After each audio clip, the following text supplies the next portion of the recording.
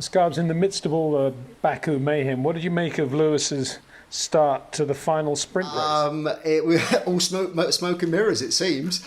Yeah, it was a really unusual situation, but it's something that we have seen a bit of drivers knocking buttons and having slightly the wrong settings on the steering wheel that kind of affects their race or their qualifying session. So what happened? Let's kind of talk through exactly what happened from the safety car being thrown for Max's accident, his tyre failure. So immediately Bono came on the radio to Lewis saying that it was a safety car and to put brake magic on. This is the key thing, and I'll explain fully what brake magic is in a moment. Then they obviously then had the red flag, and Lewis was told to come into the pits, and there was obviously the various discussions about what would happen if the race was to be restarted. As the race was about to, or as the cars were about to leave the pit lane, there's a couple of things were said on the radio that were quite interesting. First of all, Lewis saying this is a marathon and not a sprint, talking about the year and the championship, that they didn't have to take any major risks at the restart. And another interesting thing is Bono told Lewis that because of the battery's state of charge, how much battery there was left, how much that he wouldn't be able to use the overtake option in that first lap because it would derate the engine because there was not enough battery capacity left sitting in that battery after the safety car period and obviously bringing the car into the pits. You can't recharge the battery as you go along. Then the race restarted. They did their warm-up lap behind the safety car. Brake magic was on, and then we got to the race start.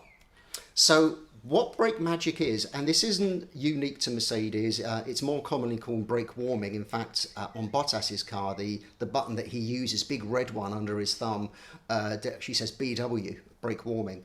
And what this does is it's a way for the drivers to put heat into the brakes, and then as a sort of secondary benefit, you also put heat into the wheels, therefore into the tyres to build up tyre temperature when you're going slowly behind safety cars and situations like that. And the way it does this is it effectively turns off the hybrid rear brake generation. So the rear brakes or the rear wheels are slowed down by both the hydraulic brakes and by the action of the harvesting of the energy recovery system under braking. What brake magic does is it turns the hybrid system off and allows the rear brakes to be the only thing slowing the rear wheels down. So this allows the rear brakes to get lovely and hot, gets lots of heat into the brakes and, as I said, therefore into the tyre. At the front, what it does is it moves the brake bias forwards. Normally it's only about sort of 60-odd%, give or take sort of 5% front to rear, depending on how the driver's works. And you see the driver playing around with brake bias constantly through fast laps. Moves it really far forward, so you get lots of work done by the front brakes. And obviously it's quite hard to get temperature into the front tyres when you're going slowly. So more brake temperature, more tyre temperature gets you all ready for the restart, whether it's your safety car or a standing start.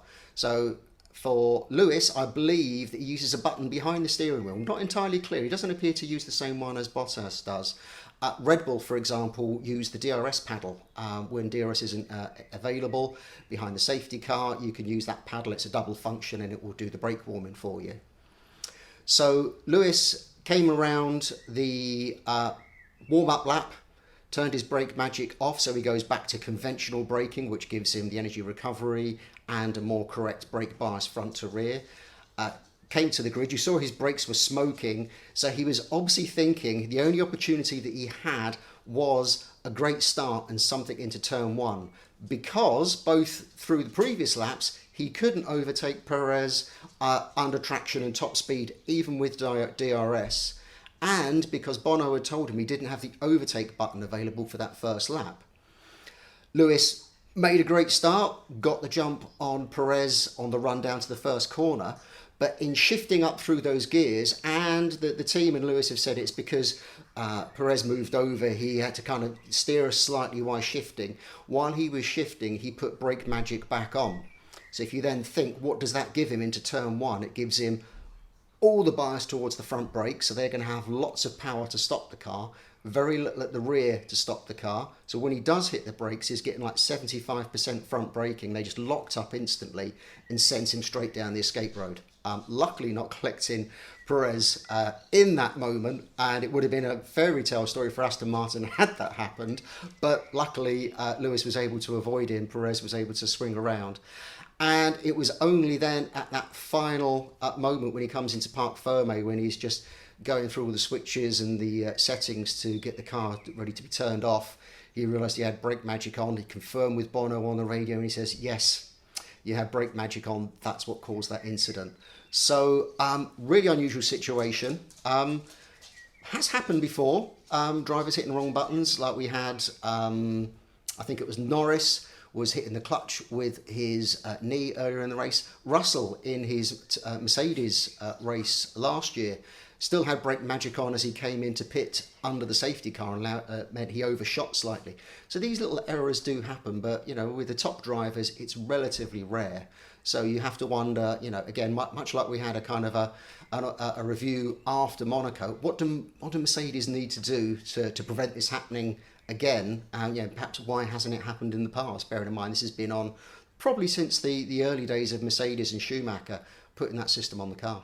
And then I guess the first job list for Lewis Hamilton will be a big red button on the front of the steering wheel. Yeah, or something on the dash display. Obviously, the team would have been able to pick that up via telemetry and warn him, but obviously it's way too late then. This happened in an absolute moment. So yeah, maybe they do need to think about how you turn some of these functions on. Is it a toggle switch? Is it a push button switch? Is it something that you have to maybe double click to engage to stop you inadvertently clicking it once and not wanting that setting on? Do you want lights and dash displays warning you that that setting is on? So yeah, maybe some small things to be learnt there. And the dog's just barking.